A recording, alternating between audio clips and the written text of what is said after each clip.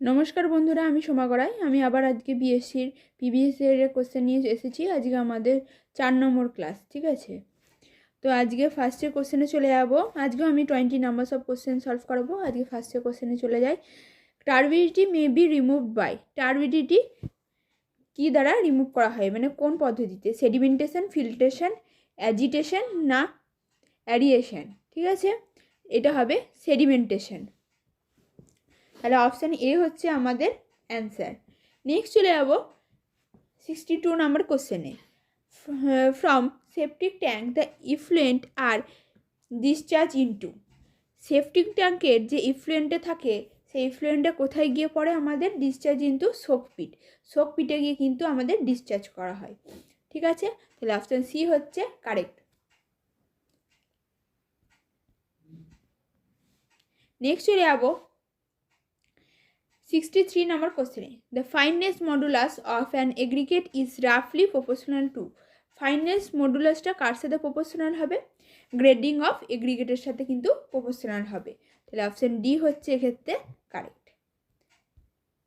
এগুলো কোনো ক্যালকুলেশন বা বোঝানোর কিছু নেই, এগুলো ডিরেক্ট আমাদের অ্যান্সার মনে রেখে দিতে হবে, ঠিক আছে। অনেকে এই ধরনের কোশ্চেন কিন্তু আগে থেকে করে এসেছো, সেই জন্য এগুলো নিয়ে ডিটেলস আর আলোচনা করছি না। নেক্সট চলে যাচ্ছি 64 নম্বর কোশ্চেনে। এ hydrograph is plot of. Hydrograph বলেছে, হ্যাঁ, হাইড্রোগ্রাফ। তাহলে রান অফ ভার্সেস টাইম অথবা কি ডিসচার্জ ভার্সেস টাইম। তাহলে এখানে direct run of against time দেওয়া আছে, তাহলে অপশান বি হচ্ছে কারেক্ট। সিডিটা আছে, সিডিটাও দেখে নিতে পারো, কিন্তু বি অপশানটাই কিন্তু correct. Surface run of versus না ডাইরেক্ট রান অফ, এখানে কিন্তু ডাইরেক্ট রান অফ ভার্সেস টাইমই হবে, ঠিক আছে। নেক্সট চলে যাচ্ছি 65 নম্বর কোশ্চেনে। River training works required for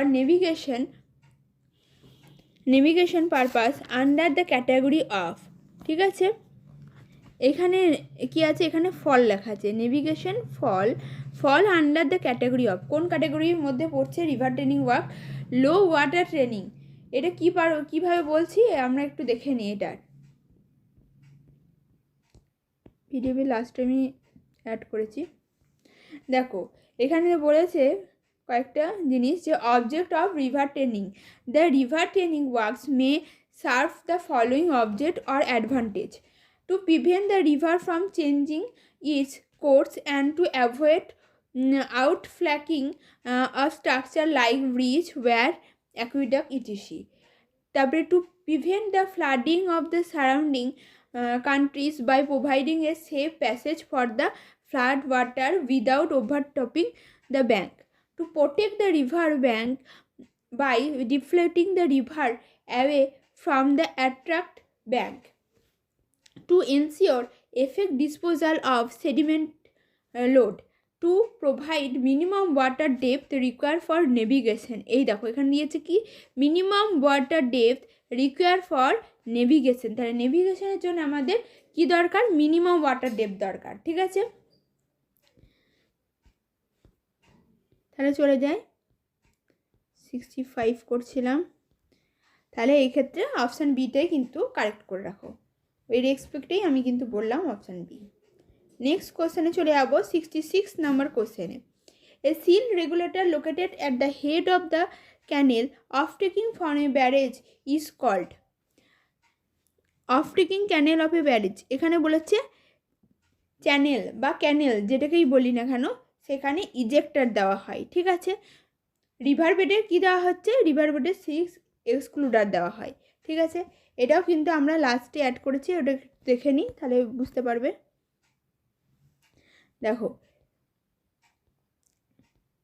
sealed regulation work are required to perform to control the erosion along the bank. এটা correct. Two popular sealed regulation work are as sealed excluder, মানে দুটো দুটি পপুলার সিল্ড রেগুলেশন ওয়ার্ক কী হচ্ছে? Silt excluder আর ejector. এক্সক্লুডারটা কী হচ্ছে? Are constructed on the bed of the river upstream of the head regulator, ঠিক আছে। আর ইজেক্টারটা constructed the river bed of the canal, ঠিক আছে, বেড অফ দ্য ক্যানেলে বলেছে বা চ্যানেলে, ঠিক আছে, and little distance downstream from the head regulator, কিছুটা ডিস্টেন্স থাকে। আর সিল্ট এক্সক্লুড আর রিমুভ করে silt from water before is enter the canal and silt ejector বলছে যে silt from the canal water after silt water has travel a certain distance in a offtaking canal. ঠিক আছে, তাহলে এখানে একবার দেখে নিই যে ভালো করে কি বলেছে, তারপরে আমরা অ্যান্সারটা করব। ঠিক আছে, বলেছে সিল রেগুলেটর ওয়ার্ক মানে located at the head of the channel off taking from a barrage, এটা কিন্তু সিল, তাহলে ইজেক্টার করো, অপশান সি হচ্ছে কারেক্ট। নেক্সট চলে যাবো 67, the main object of sewage disposal is, দেখো এখানকার অপশানগুলো পড়ছি, to dispose of properly human excreta to a safe place before it is created unhealthy condition to the locality। ঠিক আছে, এটা একদম কারেক্ট। ডিসপোজ করতে হবে কি, আনহেলদি কন্ডিশন আগেই কিন্তু আমাদেরকে ডিসপোজ করে দিতে হবে। ঠিক আছে, to dispose of waste water from the area so that it may not being breeding ground for mosquito. ঠিক আছে, to dispose of the sewage after giving it treatment so that the receiving land may not be get polluted। ঠিক আছে, তাহলে polluted হয়তো হবে না, mosquito generate যাতে না হয়, যাতে কি হবে হিউম্যান এক্সক্রেটা কি সেফ থাকতে হবে, কি আমাদের আনহেলদি কন্ডিশনের থেকে যাতে সেফ কন্ডিশনের মধ্যে আমরা ডিসপোজ করে যাই। তাহলে প্রত্যেকটা অপশানই কিন্তু আমাদের কারেক্ট হচ্ছে, তাহলে এক্ষেত্রে অপশান ডি হচ্ছে correct.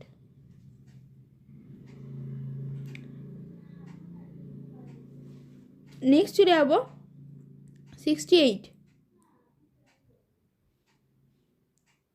A sluice valve in a water distribution system is use to, sluice valve কিসের জন্য আমরা ইউজ করে থাকি? সুইচ valve regulate the flow of water through the pipe. ঠিক আছে, প্রিভেন্ট দ্য ব্যাক ফ্লো যদি বলে তাহলে এটা রিফ্লেক্স ভালভ হতো। কি ভালভ হতো? Reflex valve.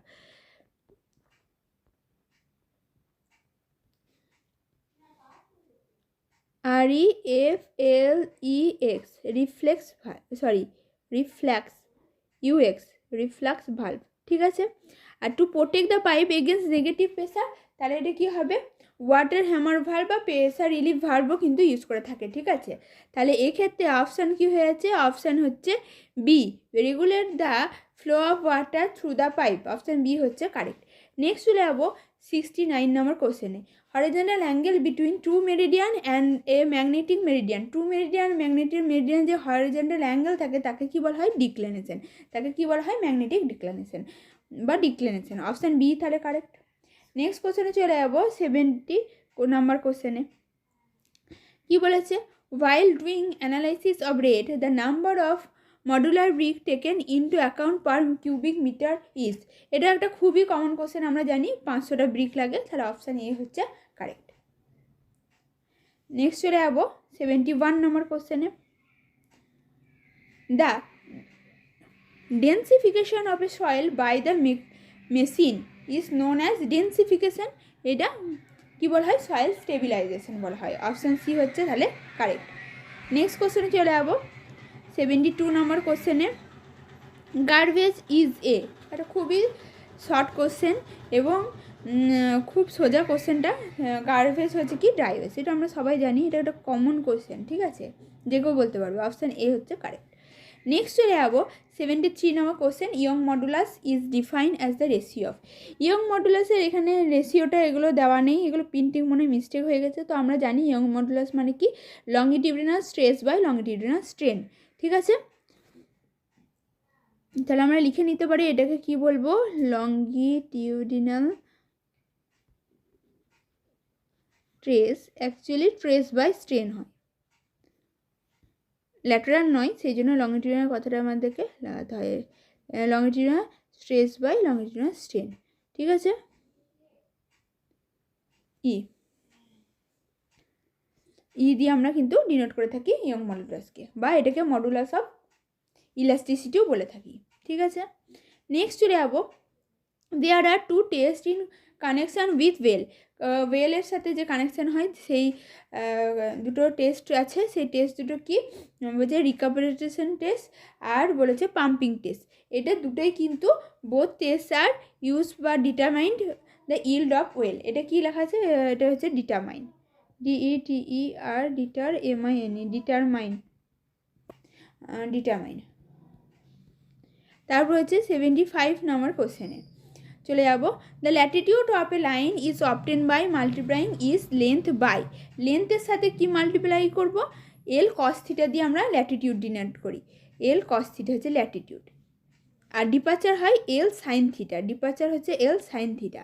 তাহলে এখানে ল্যাটিটিউড বলেছে, তাহলে আমরা লেন্থ বাই মানে length into L cos theta, তাহলে অপশান ডি হচ্ছে এক্ষেত্রে কারেক্ট। নেক্সট কোশ্চেনে চলে যাবো 76 নম্বর কোশ্চেনে, the suitable gradient within which the engineer must endeavour to design the road is called হচ্ছে কি রুলিং গ্রেডিয়েন্ট, ইজ কল্ড হচ্ছে রুলিং গ্রেডিয়েন্ট। নেক্সট কোশ্চেনে চলে যাবো 77 নম্বর কোশ্চেনে, the wall constructed on the bank of a river running parallel to the river for the protection of adjacent area from flood are called হচ্ছে কি Libby. তাহলে হচ্ছে প্যারালাল বলেছে, লিভি হবে, তাহলে অপশন এ হচ্ছে কারেক্ট। নেক্সট চলে যাবো 78, ইফ দ্য pH অফ র ওয়াটার হচ্ছে 8, ইট indicates that the sample is. র ওয়াটার বলেছে pH ভ্যালু কত, pH ভ্যালু হচ্ছে 8, pH ভ্যালু 7 হচ্ছে নিউট্রাল পজিশন, যত কমতে থাকবে তত কি হবে আমাদের অ্যাসিডিক হবে, আর যত বেশি হয়ে যাবে সেটাকে বলবো অ্যালকালাইন। তাহলে pH ভ্যালু 7-এর বেশি মানে 8 হয়ে গেছে, তার মানে অ্যালকালাইন হবে। 7 থেকে কত অবধি ভ্যারি করে, 0 থেকে হচ্ছে 14 অবধি ভ্যারি করে, 0 to 7 হচ্ছে 7-এর আগে অবধি, 7টা হচ্ছে নিউট্রাল পজিশন, 7-এর আগে অবধি হচ্ছে অ্যাসিডিক, 7-এর পর থেকে মানে 8 থেকে আমরা বলবো 14 অবধিকে অ্যালকালাইন। ঠিক আছে, নেক্সট কোশ্চেনে চলে যাবো 79 নম্বর কোশ্চেনে, the true length of an edge of a solid is L. In isometric projection this edge is drawn into a length of, এটা কত হয় এটা তোমরা ডিরেক্টলি মনে রাখবে, 0.816 এল, অপশান সি হচ্ছে তাহলে কারেক্ট। নেক্সট কোশ্চেনে চলে যাবো 80 নম্বর কোশ্চেন, এবং আজকের মতো লাস্ট কোশ্চেন। আমি 20 নম্বর সব কোশ্চেন প্রত্যেক ভিডিওতে রাখছি যাতে শর্ট হয় ভিডিওটা এবং তোমাদের করতে সুবিধা হয়। Every structure having a gross width of 6 metre or less between the face of the abutment or extreme